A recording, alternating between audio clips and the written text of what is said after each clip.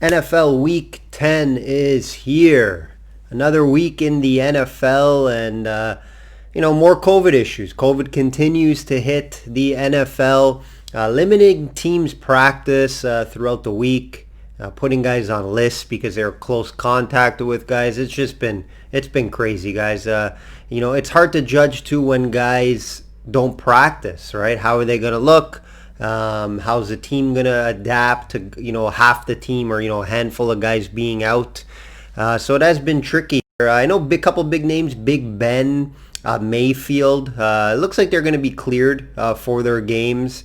I know they're on that COVID list or whatnot. So it does seem, I know the Pittsburgh line is not out. It's been moving around. I think it opened around 7. I don't see it on the board now. I do this Friday morning. I'm filming this, so I'll be waiting for that because I am interested in that. And Mayfield should be back in that windy condition game, like there was one there a couple weeks ago, so I'll watch out for that. Injuries been hitting teams. Injuries have been hitting teams as well, and you got to think, is it because they're not practicing as much, right? Because almost each team, they're doing a lot of virtual meetings when they can't practice because of this whole COVID situation. That could be a reason. But yeah, there's always injuries in the NFL. You don't know what it's from, but per se, I know Baltimore had some huge injuries. I'll go over that in a minute here, as it's going to be my Sunday night football main game that I talk about. But yeah, I got Calais Campbell, and then obviously Stanley, another offensive line starter, obviously to Tavon Young earlier in the season. So yeah, you got to watch out that when you're capping games for the COVID issues and also the injury. So me personally, I've been scaling back on giving out plays Monday and Tuesday. I have been waiting, and hopefully I can still beat the lines. Couple tough back-to-back weeks for me from a personal standpoint after a nice run there. I was on a good run. I think it was a 23-11 or something type run. And a couple tough back-to-back weeks, so that is going to happen. I had some good video winners last week, though, and we continue to hit the outright dog winner. So hopefully you guys are following that. 3 in a row. We had Giants over the Washington football team last week, and they pulled it out. Didn't look great doing it. Washington almost came back and won that game. But yeah, we hit 3 in a row. Hopefully I can give a 4th. Like I said, these outright winners can be tough at times, and obviously the run end. We're going to go over 2 games here. 2 games this week. Give you a breakdown, my opinion on those games, and then leave you guys with a teaser, an underdog play, and just some betting advice moving forward. 8-5 best bets on the season for me. Looking to prove that this week. Best bet has been sent out already to subscribers. Sunday night football. Let's start with that. Sunday night football. Big game here. Well, this used to be a big game. I'll go over that in a minute. Ravens -7 versus the Pats. Total 44. We would have thought this was going to be a huge game. When you see this on the schedule, you think, oh, this is going to be a good game. This year, however, it really isn't. Not that much hype for this game. I used to live for these games, these Pats versus Ravens games, especially when Brady was there. Oh, they were always close, always hard-nosed games, good coaching, everything you want in a game. These two brought for you. It's just not the same now without Brady, right? The rivalry just doesn't seem there. Seems like it's gone these days. Pats sneaked out a little bit on the Pats here. Pats sneaked out a Monday night win over the Jets and could have lost that game easily, guys. Jets 0-16 season still can happen. Looking at their schedule, it may happen. Ravens coming off a nice win on the road versus the Colts, where they were a little banged up. They faced adversity during the week with COVID and some injuries, but they were able to overcome and get a nice win against the Colts. We've seen Colts bounce back nicely yesterday on Thursday Night Football. So that's a big win for the Ravens. Colts are a solid team, right?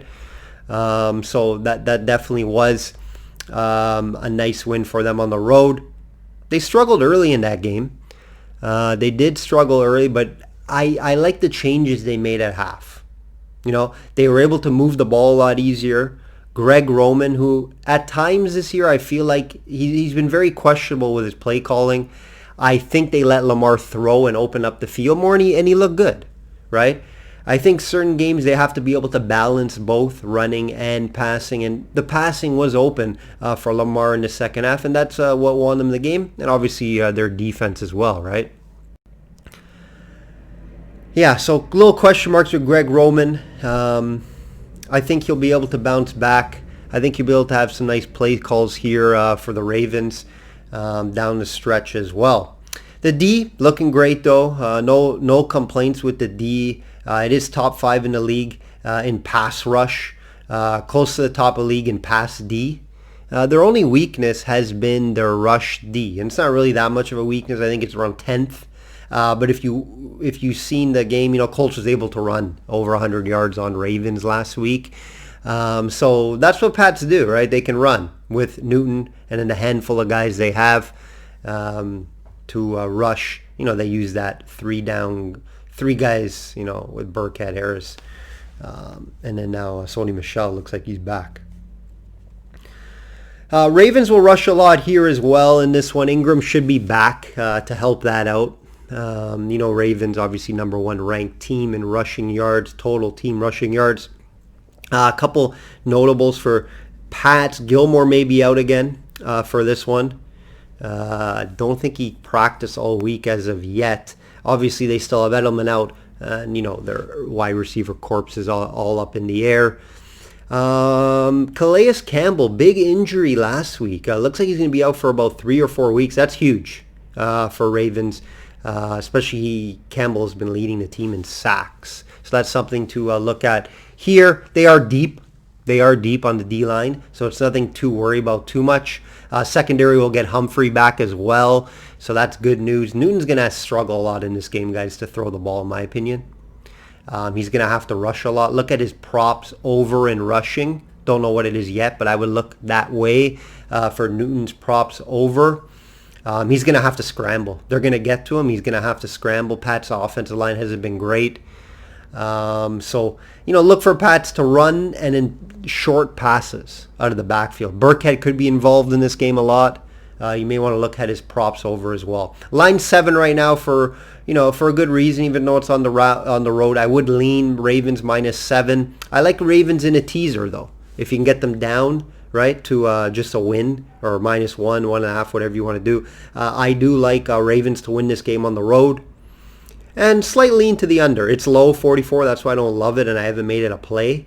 But I do have a slight lean to the 44 under. Last game here that I'm going to go. Just 2 games I'll go over here. 2 games that I thought, were big games for both teams here. And it's going to be the Bucs versus the Panthers here, guys. 50.5. Bucs -5.5. Moved to 6 in some books.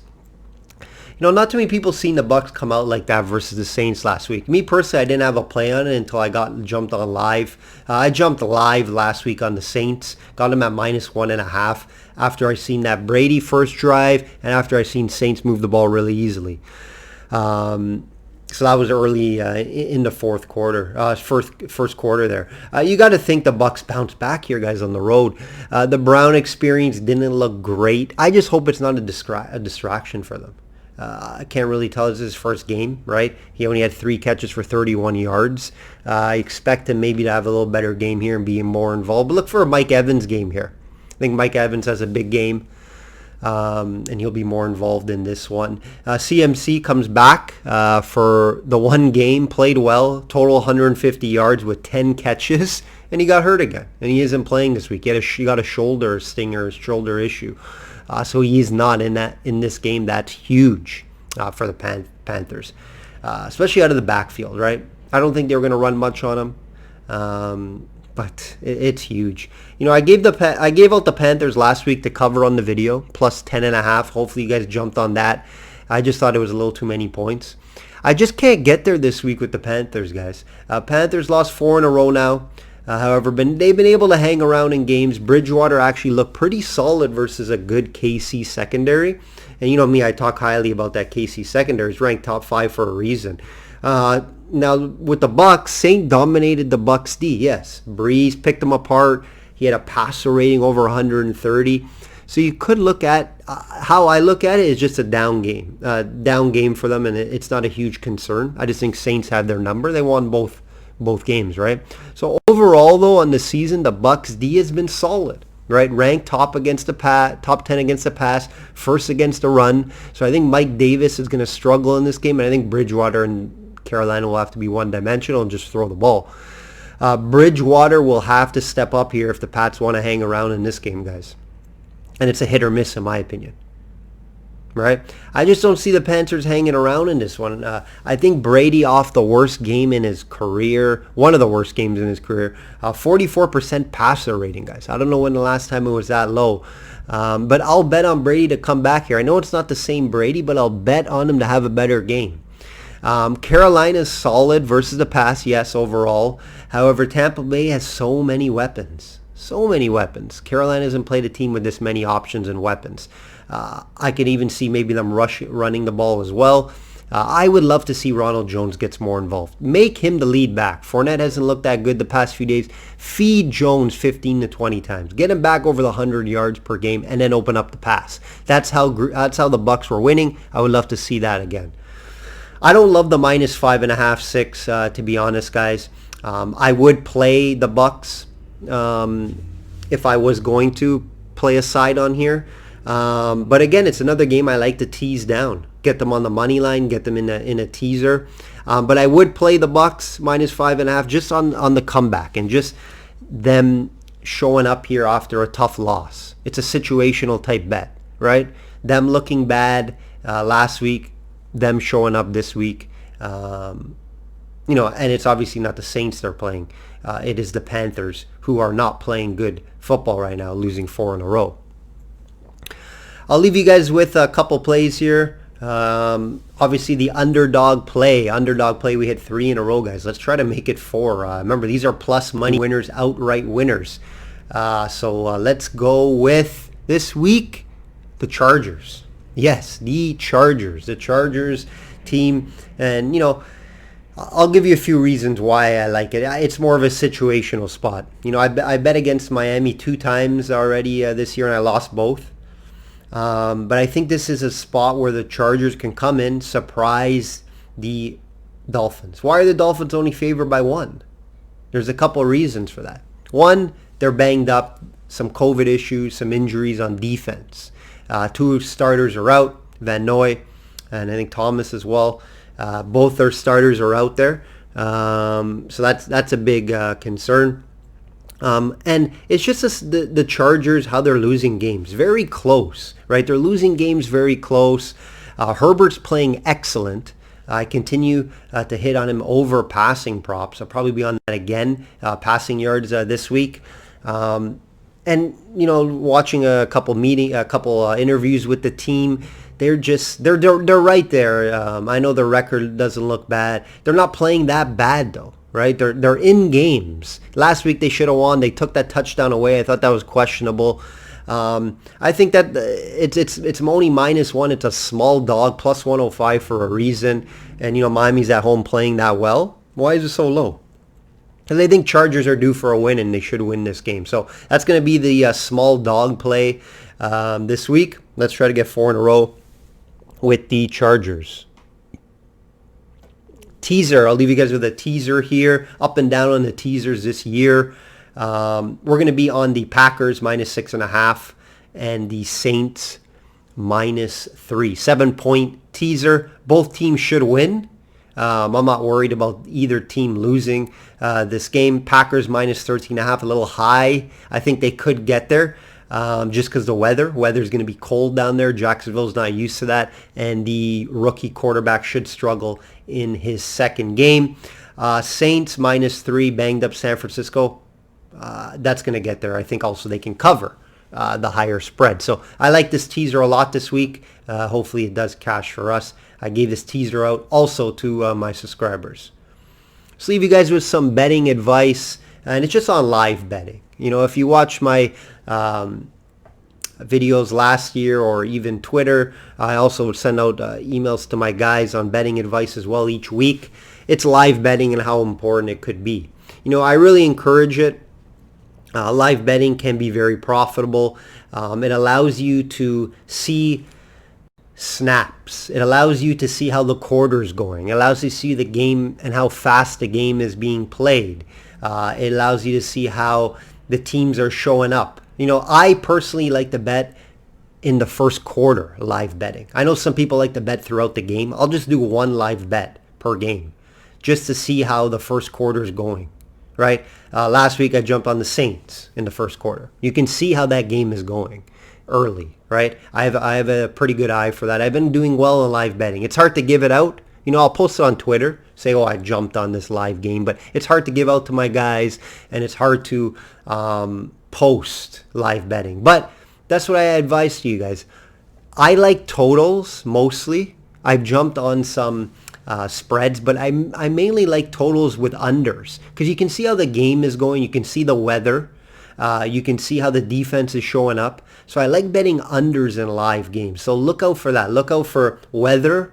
Look out for how the game speed is going, right? How the defenses are showing up, how the quarterback is looking, throwing the ball. So there's a lot that you can't get out from before the game, right? You can get a lot out of it in the first quarter than seeing, predicting how the weather is going to be and how the quarterback's going to show up, how the defense is going to show up early in a game, right? So by getting a first quarter and getting an idea of it, it helps out a lot. And it's been working for me so far this year. It's been helping me since I've been having just an up and down season. So far, it's been helping me profit. So I suggest the live betting. I'll go over more betting advice throughout the rest of the season here. So hopefully you guys do follow that and do try live betting if you're not betting live already. All right, guys, that will do it for week 10 videos. If you haven't already, please subscribe to the channel. Please like the video if you do like the video, and leave a comment. If you have any questions or anything, reach out. Also, check out systemsportscapping.com for more information on my subscription service. Like I said, guys, I always say I bet all sports, not just NFL or one sport. I can bet all sports at a high level. All my records are updated on my website. All right, guys, like I always say, bet smart and know your limits. Take care.